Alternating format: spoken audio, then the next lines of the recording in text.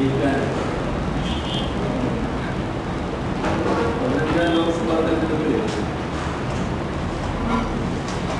4 സീറ്റിൽ മാത്രമായിരുന്നു ഞങ്ങൾക്ക് ജയിക്കാൻ. ആ 4 സീറ്റും നിലനിർത്താനായി. അതോടൊപ്പം പുതിയ 4 സീറ്റുകൾ LDF വിജയിക്കാൻ. കണ്ണൂര്, തൃശ്ശൂര്, ചാലക്കുടി, ഇടുക്കി സീറ്റുകൾ ഈ തെരഞ്ഞെടുപ്പ് LDF വിജയിക്കാൻ. 2009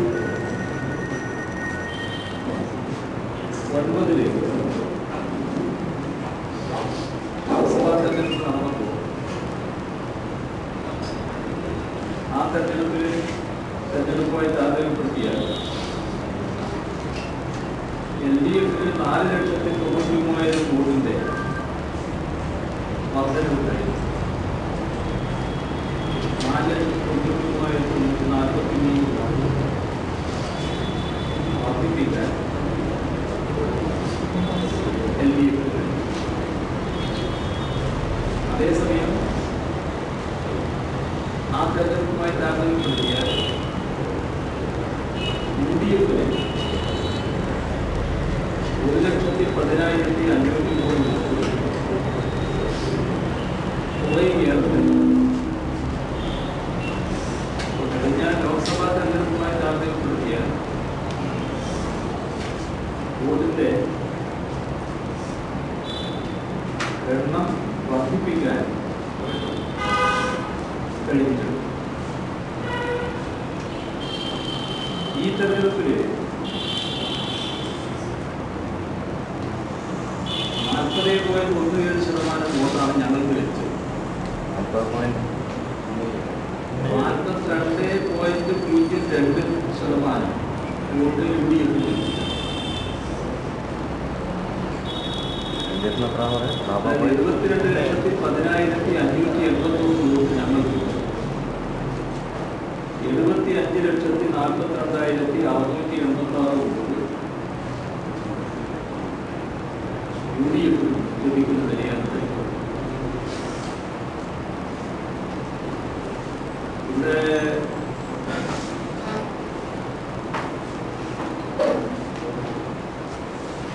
BJP ഈ തെരഞ്ഞെടുപ്പിൽ 10.83% വോട്ടുകൾ നേടിയിട്ടുണ്ട്. BJPയുടെ വോട്ടുകൾ കേരളത്തിന്റെ അനുഭവത്തിൽ കാണാമായി നിൽക്കുന്ന വോട്ടുകൾ ഇത്തവണ BJPക്ക് ലഭിച്ച വോട്ടുകൾ എന്തോ ഭീമമായ വർധനവ് BJPക്ക് വരുത്തിയിരിക്കുകയാണ് എന്നൊരു പൊതുവായ പ്രതീതി ഉയർന്നത്. എന്നാൽ BJPക്ക് നേരത്തെയുള്ള വോട്ടുകൾ എത്രയാണ്? BJPക്ക് 2004 12.91% വോട്ടുകൾ. 12%-ത്തിലധികം വോട്ട് അന്ന് നേടുമ്പോൾ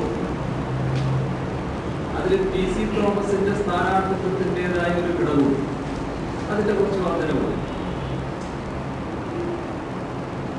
എന്നാൽ 12.11 10.83 തമ്മിൽ താരതമ്യപ്പെടുത്തിയാൽ വോട്ടിന്റെ ഷെയർ ഭീമമായ വർധനവ് BJP വരുത്തിയെന്ന് പറയാൻ പറ്റും. എന്താ സംഭവിക്കുന്നത്? യഥാർത്ഥത്തിൽ BJPയുടെ വോട്ടുകൾ എല്ലാ തെരഞ്ഞെടുപ്പുകളിലും മറിച്ചു കൊടുക്കാറ്. അത് BJP നേതാക്കന്മാർ തന്നെ തടയാൻ വേണ്ടി ഒരു ഘട്ടം കഴിഞ്ഞപ്പോൾ വലിയ ശ്രമം നടത്തുക. പക്ഷേ മറിച്ചു കൊടുത്ത് ശീലിച്ചവര് മറിച്ചു കൊടുക്കുന്നതിനുള്ള മറ്റ് പുരോഗമനങ്ങളുണ്ട്, അതിനൊക്കെ വഴങ്ങിക്കൊണ്ട് അത് പൂർണ്ണമായി തടയുന്ന അവസ്ഥ ബി ജെ പി ഉണ്ടാക്കാൻ കഴിയും ഒരു തരം. അതുകൊണ്ട് ബി ജെ പിയുടെ വോട്ട് ഓരോ പ്രദേശത്തുമുള്ളത് എല്ലാ തെരഞ്ഞെടുപ്പിലും നല്ല ഭാഗം യു ഡി എഫിൽ ഇത്തവണയും കേട്ട കാര്യം ചില മണ്ഡലങ്ങളിൽ കരാറുകൾ നേരത്തെ ഉറപ്പിച്ചിരുന്നതാണ്. പക്ഷേ ബി ജെ പിയും ആർ എസ് എസും ഒക്കെ രംഗത്ത് വല്ലാതെ എന്തായാലും തെരഞ്ഞെടുപ്പാണ്. അപ്പൊ ആർ എസ് എസ് ഒക്കെ ഇടപെട്ട് അങ്ങനെ വോട്ട് മറച്ചു കൊടുക്കാൻ പാടില്ല എന്ന നിലപാട് പൊതുവെ സ്വീകരിച്ചു നടത്തുന്നത്. എന്നിട്ട് പോലും 2004 ഉള്ള വോട്ട് നേടാൻ കഴിയാത്ത 5 മണ്ഡലങ്ങൾ ബി ജെ പി. ഈ ശ്രമമെല്ലാം ആർ എസ് എസ് നടത്തിയിട്ടുണ്ട്. ബി ജെ പിയുടെ വോട്ട് 2004 നിലനിർത്താൻ കഴിയാത്ത മണ്ഡലങ്ങൾ. പുറകോട്ട് പോയതാണ് ശരി. 2004 10 വർഷം കഴിയുന്നു ആ മണ്ഡലത്തിൽ പുറകോട്ട് പോയി എന്നാണെങ്കിൽ അതിൽ പിന്നെ വേറൊന്നും പറയാൻ. പക്ഷെ അങ്ങനെയാണോ? വടകര, ആലപ്പുഴ, കൊല്ലം,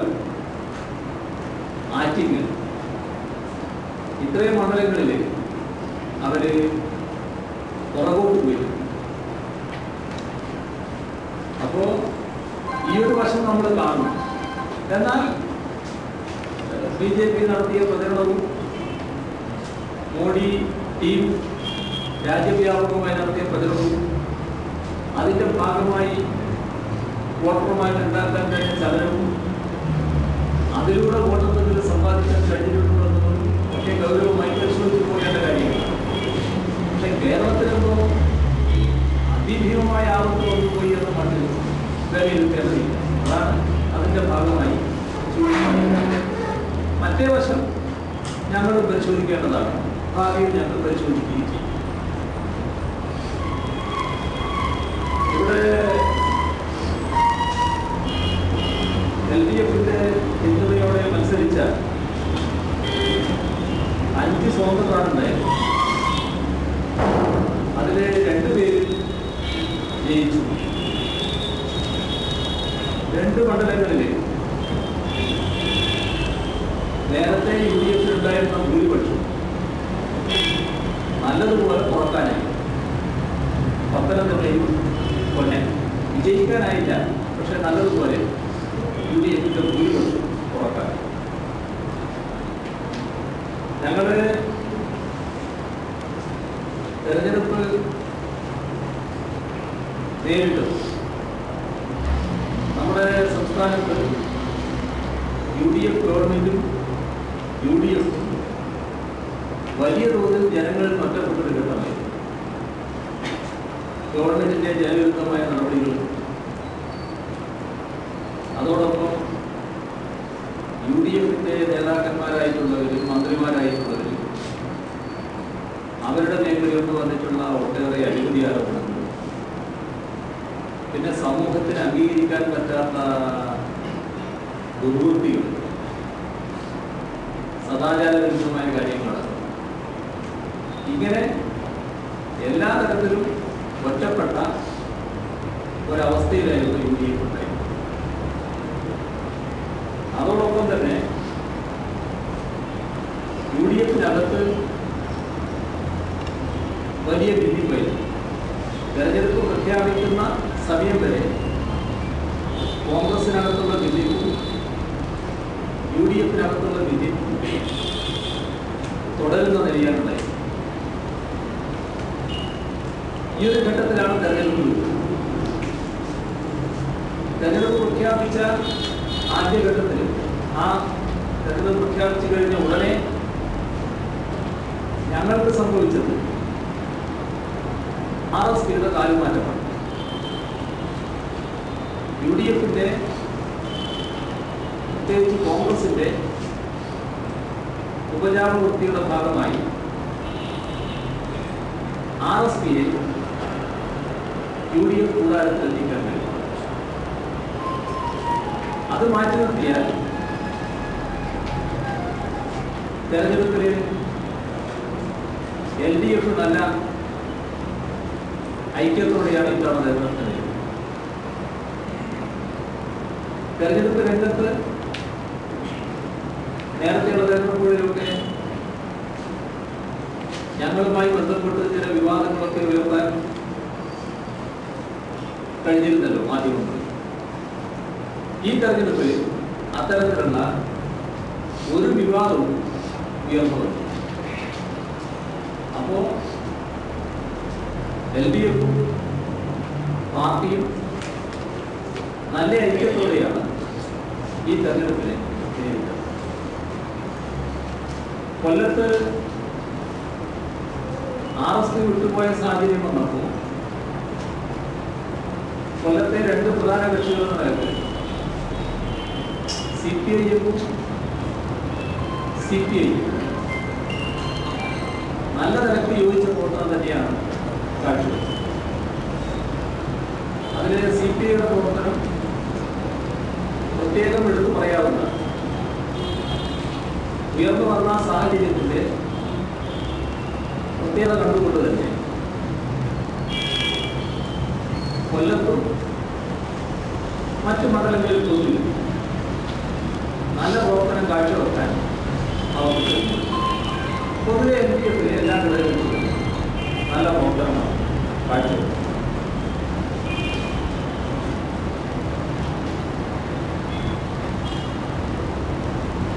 ഇവിടെ ഇടതുപക്ഷ ജനാധിപത്യ മുന്നണിയിലെ പാർട്ടികൾക്ക് പുറമെ LDFുമായി സഹകരിച്ച പാർട്ടികൾ, നേരത്തെ LDFുമായി സഹകരിക്കുന്ന പാർട്ടിയാണ് INL.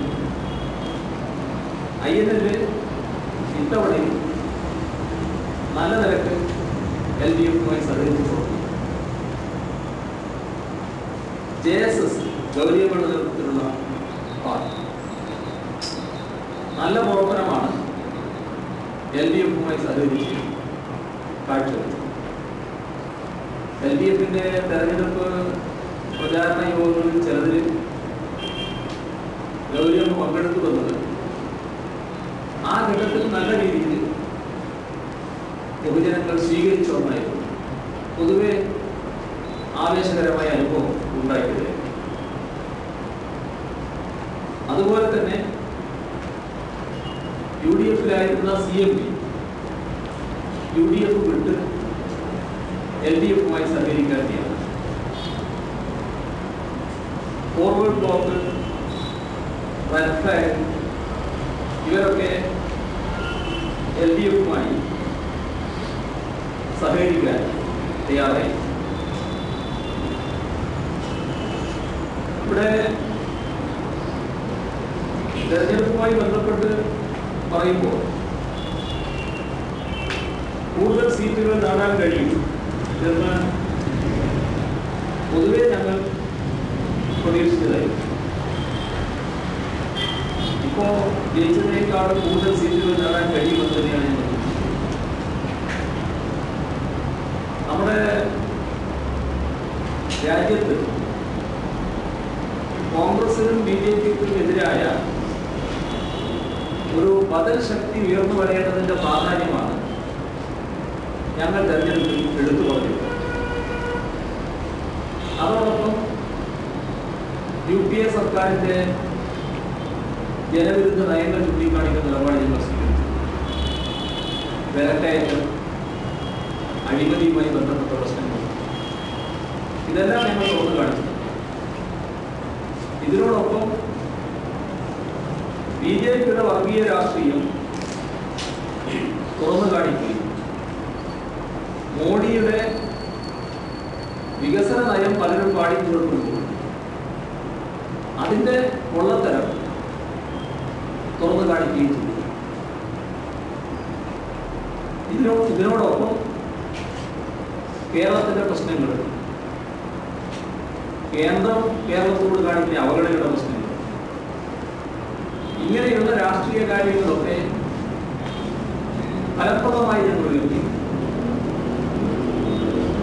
എന്നാൽ ഞങ്ങൾ ഉയർത്തിയ രാഷ്ട്രീയ കാര്യങ്ങളൊന്നല്ല നമ്മുടെ നാട്ടിലെ ഭൂരിഭാഗം മാധ്യമങ്ങൾക്ക് താല്പര്യമുണ്ട്. അവര് UDF-നെ വിജയിപ്പിക്കാൻ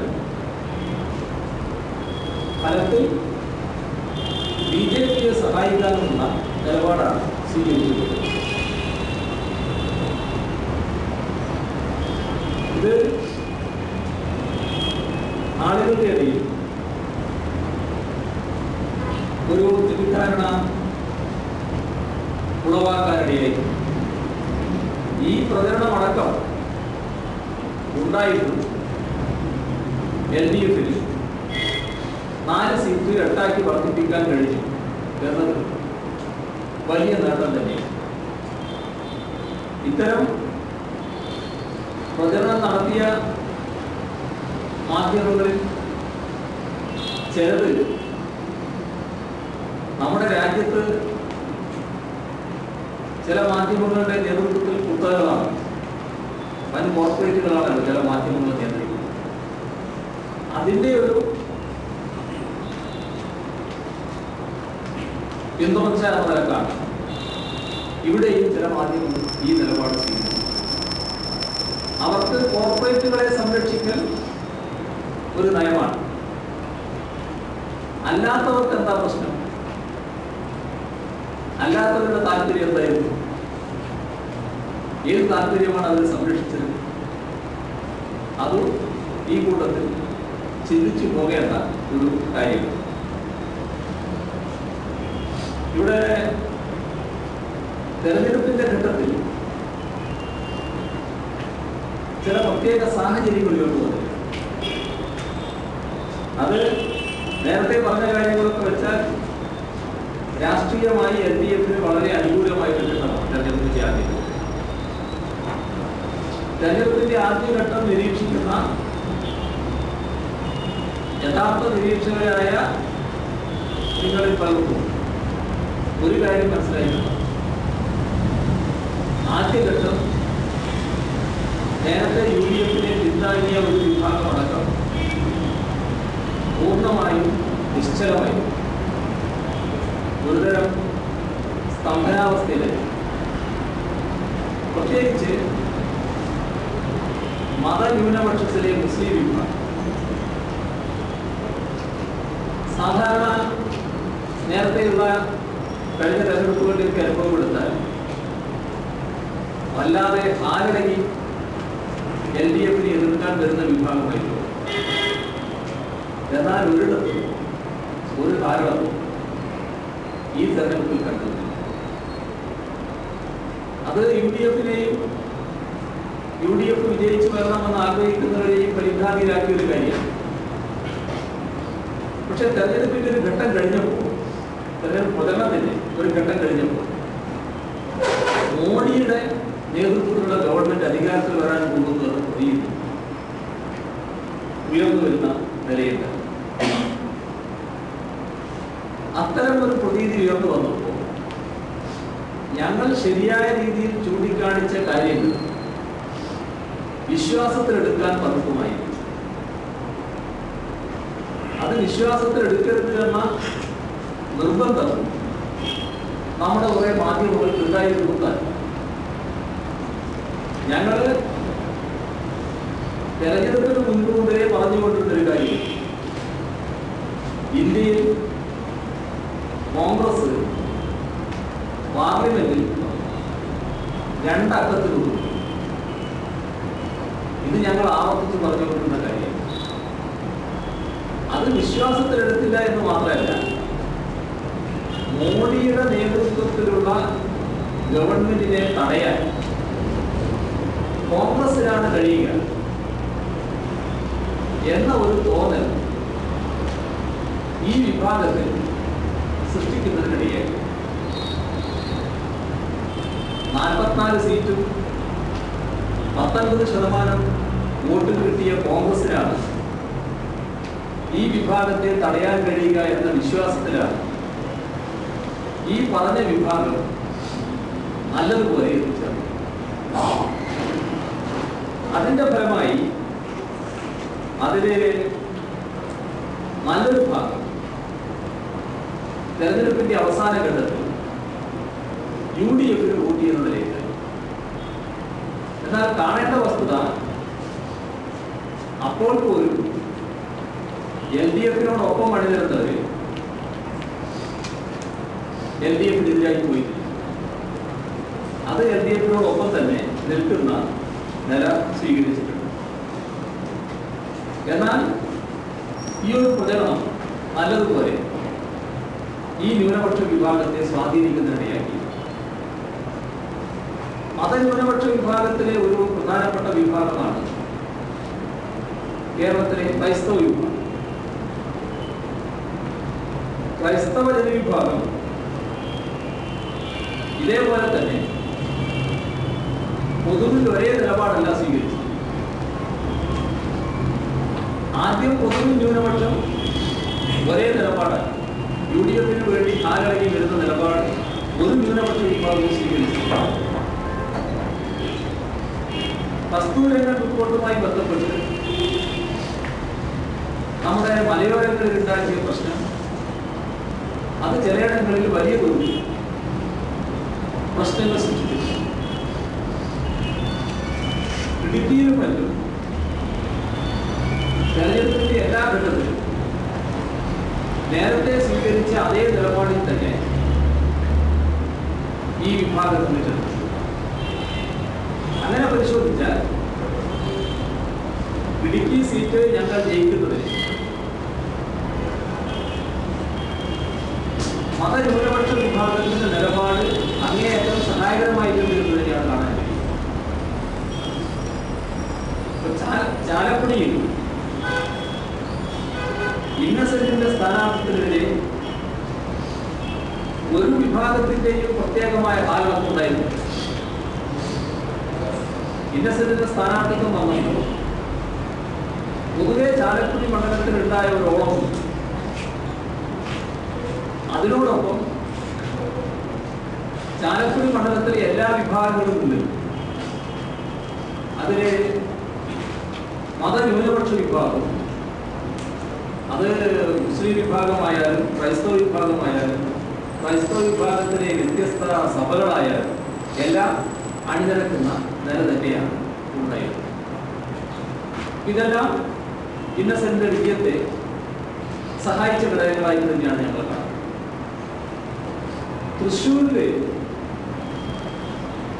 കത്തോലിക്ക സഭയും കോൺഗ്രസും UDF-ഉമായും ഒക്കെ നിലനിൽക്കുന്ന ചില പ്രശ്നങ്ങളുണ്ടായി. അതെന്താണ് എനിക്ക് വിശദമായിട്ട് അറിയില്ല. പക്ഷെ ചില പ്രശ്നങ്ങളുണ്ടായിരുന്നു. അതൊരു യാഥാർത്ഥ്യമാണ്. ആ പ്രശ്നങ്ങളും ഞങ്ങളെ സഹായിച്ചു എന്ന് തന്നെയാണ് ഞങ്ങൾ കാണുന്നത്. അപ്പൊ ഇങ്ങനെ നോക്കിയാൽ മതന്യൂനപക്ഷ വിഭാഗത്തിന്റെ സഹായം ചിലയിടങ്ങളിലെല്ലാം ഞങ്ങൾക്ക് ലഭിക്കുന്നു. എന്നാൽ എല്ലാവരും അങ്ങനെയല്ല. ഈ വിഭാഗത്തെ ഒന്നിച്ചു നിർത്തുന്നതിന് വേണ്ടി കോൺഗ്രസ് നടത്തിയ പ്രവർത്തനമുണ്ട്. അതിലെ അവസാനം സഹകരിക്കാൻ നല്ല വാശിയോടെ സഹായം ചെയ്യാൻ തയ്യാറായവരുണ്ട്.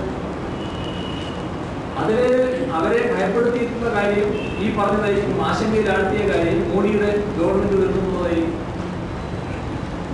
ഏതായാലും അതിൻ്റെതായ പ്രത്യക്ഷമായ നീക്കങ്ങൾ ചില മണ്ഡലങ്ങളിൽ ഈ ന്യൂനപക്ഷ വിഭാഗം നടത്തുന്നതായി കാണാൻ നമുക്ക് സാധിക്കും.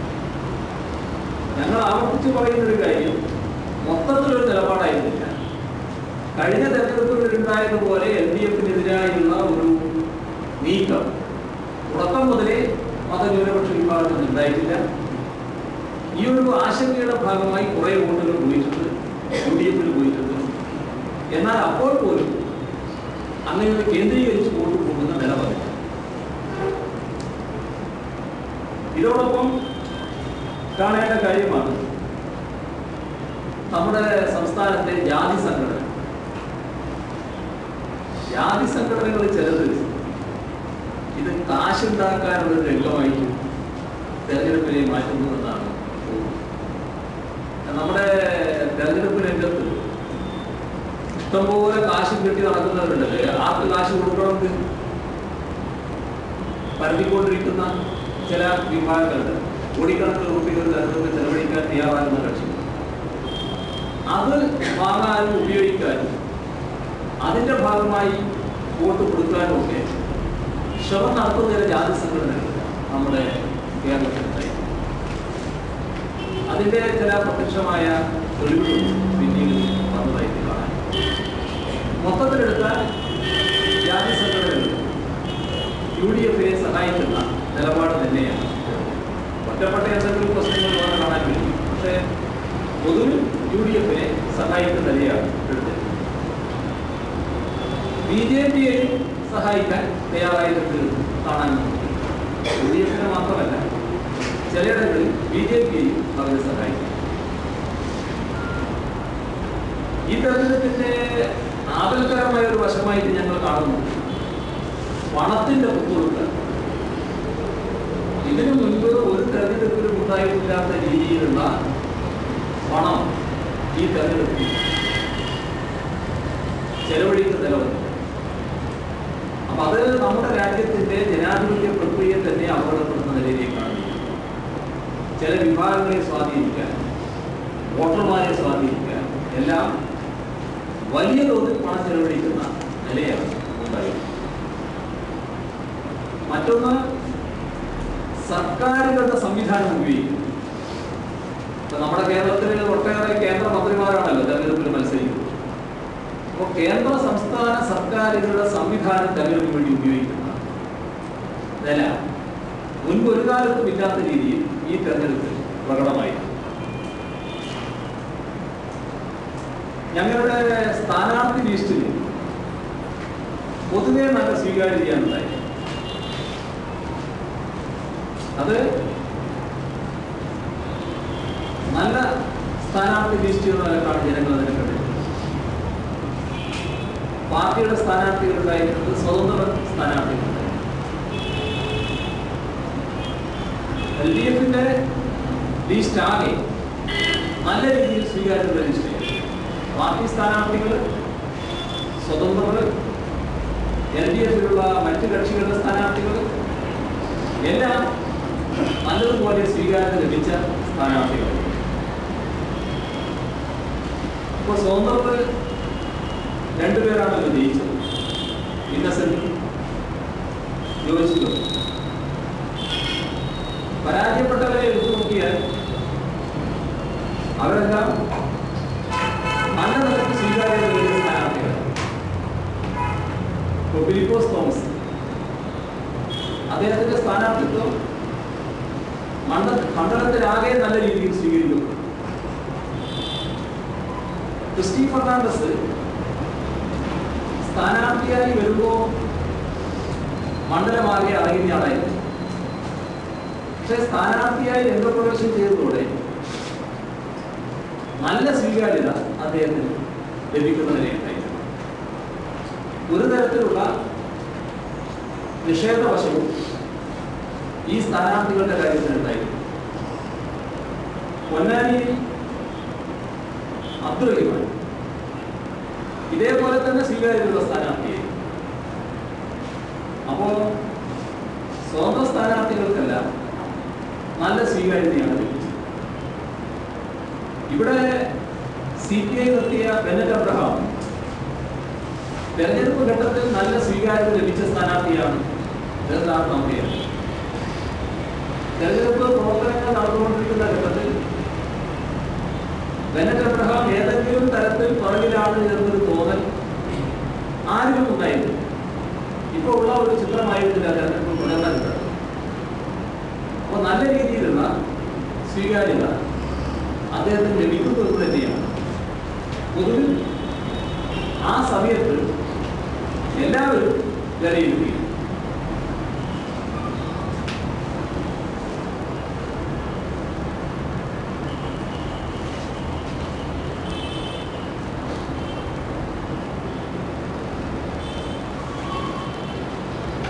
തെരഞ്ഞെടുപ്പില് ചില കാര്യങ്ങൾ പരിശോധിച്ച് പോകേണ്ടതുണ്ട് എന്ന് തന്നെയാണ് ഞങ്ങൾ കാണുന്നത്.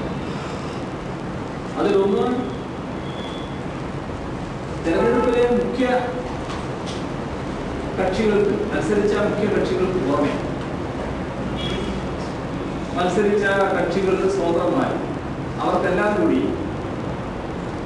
6.43% വോട്ട് ലഭിക്കുന്ന നിലയിലായി. ഇതിനകത്ത് വർഗീയ തീവ്രവാദ സംഘടനകളും അവരുടെ പിന്നിലും ആളുകൾ അണിനിരന്ന ഒരു കാഴ്ച ഉയർന്നു വന്നു. ഇത് ഗൗരവമായി തന്നെ പരിഗണിക്കേണ്ട ഒരു വിഷയമാണ്. ഭാവിയിൽ എല്ലാവരും ഞങ്ങൾ കാണുന്നത് ഞങ്ങളെ പരിശോധനയ്ക്കും വിലയിരുത്തലിനുമൊക്കെ വിധേയമാകേണ്ട ഒരു കാര്യമായിട്ട്. അതുപോലെ തന്നെ നോട്ട എന്നൊരു പുതിയ സംവിധാനമുണ്ട്. അതിന് ലഭിച്ച വോട്ടുകൾ അത് കേരളം പോലൊരു സംസ്ഥാനത്ത് അരാഷ്ട്രീയതയുടെ ഭാഗമായിട്ട് കൂടി വരുന്നതല്ലേ എന്ന് പരിശോധിച്ച് പോകേണ്ടതായിരുന്നു. ഇത്തരം ചില കാര്യങ്ങൾ നല്ല നിലക്ക് പരിശോധിക്കേണ്ടതുണ്ട് എന്ന് തന്നെയാണ് നമ്മൾ കാണുന്നത്. അതോടൊപ്പം നഗരപ്രദേശങ്ങളിൽ വലതുപക്ഷം, വർഗീയ ശക്തികൾ, അരാഷ്ട്രീയവാദം ഇതെല്ലാം സ്വാധീനം ഉറപ്പിക്കാൻ വേണ്ടി നടത്തുന്ന ശ്രമങ്ങളുണ്ട്. അപ്പൊ അതിനെയും ഗൗരവമായി കാണണമെന്ന് തന്നെയാണ് ഞങ്ങൾ വിലയിരുത്തുന്നത്. പുതിയ വോട്ടർമാരിൽ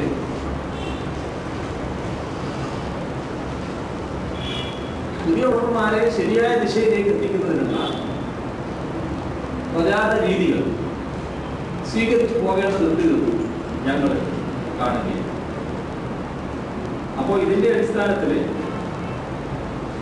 ഞങ്ങൾ നടത്തിയ പരിശോധന കൂടുതൽ നല്ല നിലയിൽ വളർന്നു വരുന്നതിന് ആവശ്യമായ തിരുത്തലുകൾ എവിടെയൊക്കെ വേണ്ടതുണ്ടോ അത്തരം തിരുത്തലുകളൊക്കെ വരുത്തണം. അതിൻ്റെ ഭാഗമായി ജനങ്ങളുടെ വിശ്വാസം കൂടുതൽ ആർജിക്കാനാവണം എന്നതാണ് ഞങ്ങൾ ഈ അവലോകനത്തിൽ കണ്ടത്. ഇതാണ് ഈ തെരഞ്ഞെടുപ്പ് അവലോകനം സംബന്ധിച്ച് പറയാം. ജാതി സംഘടനകളെ പറ്റി പറഞ്ഞല്ലോ. വലിയ സംഘടനകളാണോ അല്ല ചെറിയ വലുതും ചെറുതും തമ്മിൽ വലിയ വ്യത്യാസമില്ല. SNDP NSS പോലെയുള്ള സംഘടനകളാണോ? എന്നാൽ അവർക്കിതൊന്നും പറ്റാത്തവരാണ്.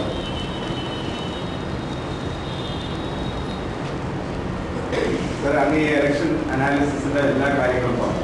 പക്ഷേ ഈ ഏറ്റവും കൂടുതൽ ചർച്ച ചെയ്യപ്പെട്ട ഒരു അങ്ങയുടെ ഒരു പരാമർശം കൊല്ലത്തുള്ള കാൻഡിഡേറ്റ്, അതിനെക്കുറിച്ച് ഇതുവരെ മീഡിയയിലോ പൊതുവെ ചർച്ച ചെയ്തു. അതിനെക്കുറിച്ച് എന്തെങ്കിലും ചർച്ച നടത്തിയോ? അതുകൊണ്ട് എന്തെങ്കിലും ഒരു മോശം ഇമ്പാക്ട് ഉണ്ടായോ? ഞങ്ങൾക്ക് എന്തെങ്കിലും മോശം ഇമ്പാക്ട് ഉണ്ടായിരുന്ന അഭിപ്രായം അയാൾക്ക് അർഹിക്കുന്ന അയാളെ ശേഷിപ്പിക്കാൻ പറ്റുന്ന ഒരു പദം ഉപയോഗിച്ചെന്ന് മാത്രമേ ഞാൻ അത് വേണ്ടായിരുന്നു തോന്നുന്നില്ല. അയാൾ അർഹിക്കുന്ന ഒരു പദം ഉപയോഗിച്ചെന്നാണ് ഞാൻ പറഞ്ഞത്.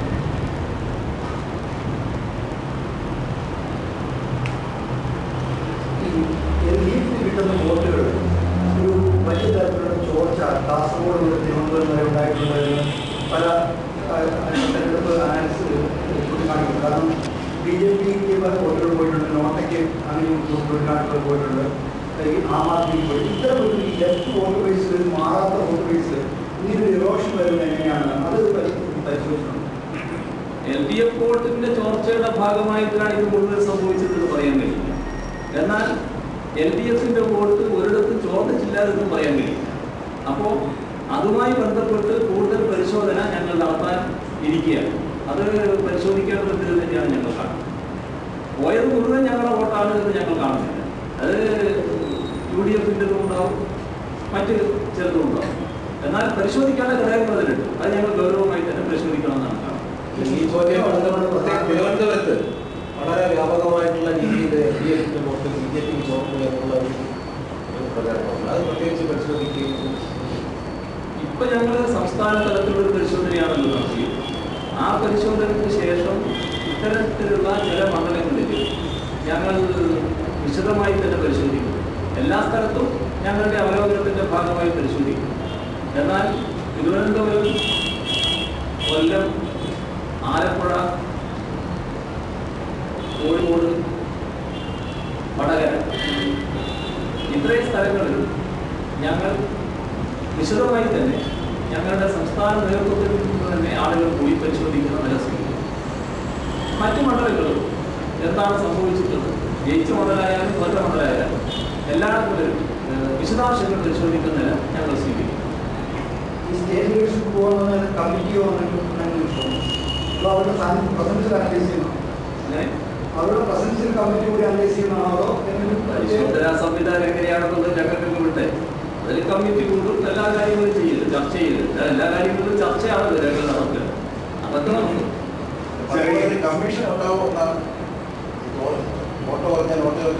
എന്താണ് കമ്മീഷൻ എന്തുകൊണ്ട് ഉദ്ദേശിക്കുന്നത്? ഞാൻ പറഞ്ഞല്ലോ, ഇതിനെപ്പറ്റി ഞങ്ങളെ ഗൗരവമായിട്ട് അന്വേഷിക്കും. ഞങ്ങളെ നേതൃത്വത്തിന്റെ ഭാഗമായി തന്നെ സഖാക്കൾ പോയി അന്വേഷിക്കുന്നത്. അത് അന്വേഷിക്കാനുള്ള സഖാക്കളെ ഞങ്ങൾ ചുമതലപ്പെടുത്തിയിട്ടുണ്ട് ഈ പറഞ്ഞ മണ്ഡലത്തിൽ. ആ സഖാക്കള് ഈ പറഞ്ഞ കമ്മിറ്റികളെ മീറ്റ് ചെയ്യുകയോ സഖാക്കളെ കാണുകയോ എല്ലാം നടത്തിക്കൊണ്ട കാര്യങ്ങൾ അന്വേഷിക്കും. കൈരളി TV ടെലികാസ്റ്റ് ചെയ്തിരുന്ന മാതാപിതാക്കളുടെ ശിക്ഷ ജയിലിന്റെ ഇന്റർവ്യൂ, അത് ഏതെങ്കിലും തരത്തിൽ കൊല്ലം, ആലപ്പുഴ മണ്ഡലങ്ങളിൽ തിരിച്ചടിയായിട്ട് പാർട്ടി വിലയിരുത്തി. ഞങ്ങളതിന് വിലയിരുത്തൽ നടത്തി. അത് ഞങ്ങളെങ്ങനെയാണ് അതിന് വിലയിരുത്തൽ നടത്തുന്നത്? അപ്പോൾ മാതാപിതാക്കളുടെ മേഖലയിൽ എല്ലാ സ്ഥലത്തും അവരുടേതായ അനുയായികൾ. ഇതിൽ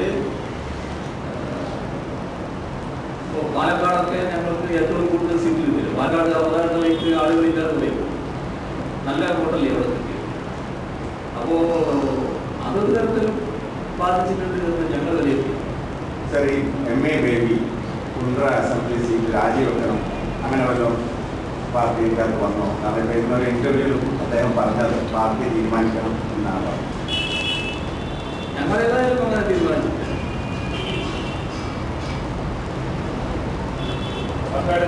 അത് നിയമസഭാ തെരഞ്ഞെടുപ്പും ലോക്സഭാ തെരഞ്ഞെടുപ്പും തദ്ദേശ ഭരണ സ്ഥാപനങ്ങളുടെ തെരഞ്ഞെടുപ്പുമെല്ലാം നമ്മുടെ കേരളത്തിലെ എല്ലാ ഘട്ടത്തിലും വ്യത്യസ്തമായ രീതികളുണ്ടായിരുന്നു. ഒരേ ഘട്ടത്തിൽ തന്നെ ലോക്സഭാ തെരഞ്ഞെടുപ്പും നിയമസഭാ തെരഞ്ഞെടുപ്പും നടക്കുമ്പോൾ ലോക്സഭാ തെരഞ്ഞെടുപ്പിലെ വോട്ടിംഗ് പാറ്റേണും നിയമസഭാ തെരഞ്ഞെടുപ്പിലെ വോട്ടിംഗ് പാറ്റേണും വ്യത്യസ്തമായി വന്നിട്ടുണ്ട്. അത് നമ്മുടെ നാടിൻ്റെ ഒരു പരമ്പരാഗതമായ രീതിയാണ്. അപ്പം അത് വെച്ച് മാത്രം ഒരു നിലപാടിലേക്ക് എത്തുന്നതിൽ ഇപ്പം ഞങ്ങൾ പോയിട്ടില്ല. കുണ്ടറയിലെ പിന്നിൽ പോയതിന് പിന്നിൽ ഒരു ധാർമ്മിക പ്രശ്നമുണ്ടെന്ന്, അതായത് പ്രായോഗികതയേക്കാൾ ധാർമ്മികതയുടെ വശത്താണ് താൻ നിൽക്കുന്നത് എന്നുമാണ് എനിക്ക് പറയുന്നത്. ഞങ്ങളങ്ങനെ കണ്ടിട്ടില്ല.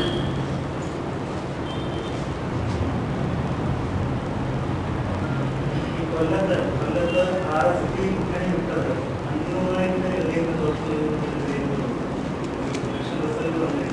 RSP മുന്നണി വിട്ടത് കൊണ്ട് ഞങ്ങൾക്ക് ദോഷമുണ്ടായി എന്നത് സാധാരണക്ക് RSP വിടാൻ പാടില്ല. ഒരു ഇടതുപക്ഷ പാർട്ടിയാണ്.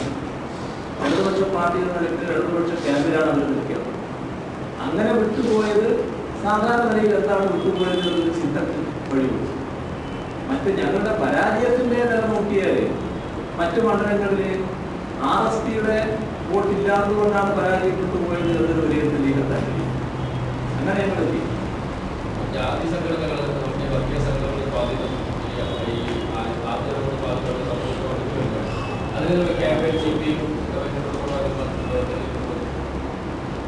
ചില പ്രശ്നങ്ങൾ ഇനിയും ഞങ്ങൾ ക്യാമ്പയിനായിട്ട് എടുക്കേണ്ടതായിട്ടുണ്ട്. അത് നമ്മുടെ പൊതുവിൽ നമ്മുടെ സമൂഹത്തെ പുറകോട്ടടിപ്പിക്കാനുള്ള ഒട്ടേറെ ശ്രമങ്ങൾ നടക്കുന്നുണ്ട്. ആ കാര്യങ്ങളിൽ ചില ക്യാമ്പയിനുകൾ വേണ്ടതായിട്ടുണ്ട്. ഈ UDF പോയത് കൊല്ലം തന്നെ പ്രത്യേക രീതി കണ്ടിട്ട് കൊല്ലത്തിന്റെ രീതി UDFനെ സഹായിക്കും. UDFന് വിജയിക്കാൻ അവരെയും കൂടി കൂട്ടി വിജയം നേടാൻ കഴിയുന്നൊരു തോന്നലാണല്ലോ UDFിനുള്ളത്. എന്നാൽ ആ വിജയത്തിനിടയാക്കിയ പ്രാദേശികമായ ഘടകങ്ങളുണ്ട്. അത് വിശദമായി പരിശോധിക്കേണ്ടതായിട്ടാണ്. ഇപ്പം ഞങ്ങൾ പരാജയപ്പെടുത്തിക്കുകയാണല്ലോ അത്. RST അപ്പുറം പോയ നിലയിൽ ആ പോക്ക് മാത്രമാണോ പരാജയത്തിന് അടിയാക്കി? എല്ലാ വേറെ പല കാര്യങ്ങളും അതിനുവേണ്ടി മാത്രമല്ലല്ലോ UDF പ്രവർത്തനം ചെയ്തത്. UDF 2 MLA-മാരെ കൂടി കണ്ടുവച്ചുകൊണ്ടാണല്ലോ അവരുടെ ഉപജാപങ്ങൾ നടത്തിയത്. അപ്പോൾ മറ്റു കാര്യങ്ങൾ തെരഞ്ഞെടുപ്പിലുണ്ടായിട്ടുള്ള വോട്ടിംഗ് തരാം വിശദമായി ഈ പരിശോധനയ്ക്ക് ശേഷം മാത്രമേ പറയാം. ഈ തെരഞ്ഞെടുപ്പിന് മുമ്പുള്ള മാസങ്ങളിലെ LDF ഏറ്റവും വലിയൊരു ക്യാമ്പയിനായിട്ട് എടുത്തത് സോളറുമായി ബന്ധപ്പെട്ട വിഷയങ്ങളും വലിയ സമരമൊക്കെ ഉണ്ട്. അത് ഈ ഫലത്തെ അതൊരു രീതിയിൽ ബാധിച്ചതായി കാണുന്നില്ല. ആ വിഷയത്തിൽ എന്തെങ്കിലും തെറ്റുപറ്റിയതാണോ? വിഷയത്തിൽ ഞങ്ങൾക്ക് തെറ്റുപറ്റിയതല്ല. ഞാൻ പറഞ്ഞല്ലോ, ഈ ഇത്തരം വിഷയങ്ങളൊക്കെ ഞങ്ങൾ ശരിയായ രീതിയിൽ ഉന്നയിച്ചു. ആ വിഷയങ്ങൾ ഉന്നയിക്കുമ്പോൾ അതൊന്നുമല്ല പ്രധാനം എന്ന മട്ടിലുള്ള ഒരു നില കേരളത്തിൽ ഉയർത്തിക്കൊണ്ടുവരാൻ ബോധപൂർവമായ ശ്രമം നടത്തിയിട്ടുണ്ട്. അതും നമ്മൾ ഈ കൂട്ടത്തിൽ കാണേണ്ടതാണ്.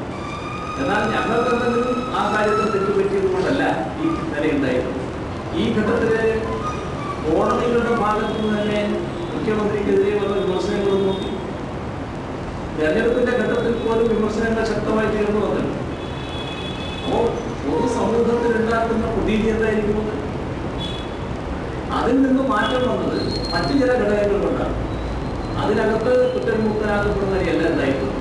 വേറെ ചില ഘടകങ്ങൾ നോക്കി അത് UDF-ന് ഗുണമായി വന്നിട്ടുണ്ട്. ഈ തെരഞ്ഞെടുപ്പിന്റെ ഒരു പ്രത്യേക സാഹചര്യത്തിൽ ന്യൂനപക്ഷങ്ങൾക്ക് ചില ഭയാശങ്കകൾ ഉണ്ടായിട്ടുണ്ടെങ്കിൽ കുറ്റം പറയാനുള്ളൂ. സ്വാഭാവികമായിട്ടും കോൺഗ്രസ് ഉപയോഗിച്ചിട്ടുണ്ടെങ്കിൽ യാഥാർത്ഥ്യം പറയാൻ കുറ്റപ്പെടുത്തുകയോ കുറ്റപ്പെടുത്താതിരിക്കുകയോ ചെയ്തു. ഒരു യാഥാർത്ഥ്യം ഇതാണ്. ആ യാഥാർത്ഥ്യത്തിന്റെ ഭാഗമായി ന്യൂനപക്ഷത്തിലെ ഒരു വിഭാഗം, അതും പൂർണ്ണമല്ല, ഒരു വിഭാഗം വലിയ ആരോപണമൊന്നുമില്ലാതെ ഇവരോടൊപ്പം സഹകരിക്കുന്ന നിലയുണ്ടായി. എന്നാൽ ഞങ്ങൾ കാണുന്ന പോസിറ്റീവ് വശം, ആ സന്ദർഭത്തിലും ന്യൂനപക്ഷ വിഭാഗത്തിലെ മറ്റൊരു വിഭാഗം ഞങ്ങളെ സഹായിച്ചിട്ട് ഞങ്ങളോടൊപ്പം. ഇതാണ് ഞാൻ നേരത്തെ പറഞ്ഞ കാര്യം. കൊല്ലത്തിന്റെ കാര്യത്തിൽ നല്ലതായിട്ട് പറഞ്ഞത് CPI നല്ല പ്രവർത്തി അവരുടെ മണ്ഡലങ്ങളിലൊക്കെ ലീഡ് കിട്ടുകയും ചെയ്യും. പക്ഷേ CPM-ന് നേരത്തെ ഉണ്ടായിരുന്ന 2 മണ്ഡലങ്ങളിൽ വളരെ താഴെ പോയി. സവിശേഷ സ്ഥാനങ്ങളുണ്ടെന്ന് അറിയാവുമ്പോൾ വേണ്ടത്ര ജാഗ്രതയോടെ പ്രവർത്തനത്തിൽ ജാഗ്രതയോടെ ഞങ്ങൾക്ക് അനുഭവപ്പെടുന്നു. നല്ല ജാഗ്രതയോടെയുള്ള പ്രവർത്തനമാണ് നടത്തുന്നത്. ഏതെങ്കിലും ഒരിടത്ത് മികവുണ്ടായത് ഏതെങ്കിലും ഒരു ഘടകകക്ഷിയുടെ മികവുകൊണ്ടോ, ഏതെങ്കിലും ഒരിടത്ത് പുറകിൽ പോയത് മറ്റേതെങ്കിലും ഒരു ഘടകകക്ഷിയുടെ മികവില്ലായ്മ കൊണ്ടോ ആണ് ഇപ്പം ഞങ്ങൾ കാണുന്നില്ല. എന്നാൽ പുറകോട്ട് പോയ സ്ഥലങ്ങളുണ്ട്. ഈ പറഞ്ഞ സ്ഥലങ്ങളിലും ലഭിച്ച വോട്ടിൻ്റെ എണ്ണം, ലഭിക്കേണ്ടിയിരുന്ന വോട്ട്, ഇതെല്ലാം പരിശോധിക്കേണ്ട ഘടകങ്ങളാണ്. അപ്പോൾ ആ പരിശോധനയിലൊക്കെ ഞങ്ങൾ കടക്കാൻ പോകുന്നില്ല. കാരണം ആ പരിശോധന പൂർത്തിയായാൽ മാത്രമേ ആ കാര്യങ്ങളെ പറ്റി ഒരു ശരിയായ വിലയിരുത്തൽ നടത്താൻ പറ്റൂ. വടകരയിലെ ആറമ്പിയുടെ വോട്ട് പറഞ്ഞിട്ടുണ്ടോ? ആറമ്പിയുടെ വോട്ട് പറഞ്ഞിട്ട് അല്ല, അതിലെന്താ സംശയം? ആറമ്പിക്കാണല്ലോ നമ്മുടെ ജമാഅത്തെ ഇസ്ലാമിയുടെ പാർട്ടി ഉണ്ടല്ലോ, വെൽഫെയർ പാർട്ടി. ആ വെൽഫെയർ പാർട്ടിയും RP-യും ഒന്നിച്ചായിരുന്നു. അപ്പോൾ വെൽഫെയർ പാർട്ടിയുടെ വോട്ട് സ്വാഭാവികമായിട്ടും RP സ്ഥാനാർത്ഥിക്കാണ് ലഭിച്ചത്. അപ്പോൾ RP-യുടെ വോട്ട് എങ്ങോട്ട് പോയി? അതായത് ഞങ്ങൾക്ക് തന്നിട്ടുണ്ടാവില്ല, അത് UDF-ന് പോയി എന്ന് നോക്കല്ലേ. ശരിക്കും തിരുവനന്തപുരത്ത് സ്ഥാനാർത്ഥിക്കുള്ള ആളാണ് ഒരു ഇങ്ങനെ മുഖ്യധാരയിൽ പൊതുപ്രവർത്തനത്തിന് പരിചയമില്ലാതെ പെട്ടെന്ന് തെരഞ്ഞെടുപ്പിന്റെ തലേ ദിവസം ഒരു പാർട്ടി സ്ഥാനാർത്ഥി അവതരിച്ച് ഒരു പ്രത്യേക ജാതി വിഭാഗത്തെ മാത്രം വോട്ട് വയ്ക്കുന്ന ക്യാമ്പയിനും വന്ന ഒരു അവസ്ഥയുണ്ട്. അങ്ങനെ സ്ഥാനാർത്ഥികളെ ഇടതുപക്ഷം നിശ്ചയിക്കുന്നത് ശരിയാണ്. ഞങ്ങൾ ആ സ്ഥാനാർത്ഥിത്വം ഇപ്പോൾ പരാജയപ്പെട്ട ഘട്ടത്തിൽ പല അഭിപ്രായങ്ങളുണ്ട്. പക്ഷേ ആ സ്ഥാനാർത്ഥിത്വം പ്രചരണ ഘട്ടത്തിൽ നല്ലതുപോലെ സ്വീകരിക്കപ്പെടുന്ന സ്ഥാനാർത്ഥിത്വം എല്ലാവർക്കും നല്ല വിശ്വാസമായി ഇവിടെ നല്ല ഫലം ഉണ്ടാക്കാൻ പോവുകയാണ്. ആർക്കും ഒരു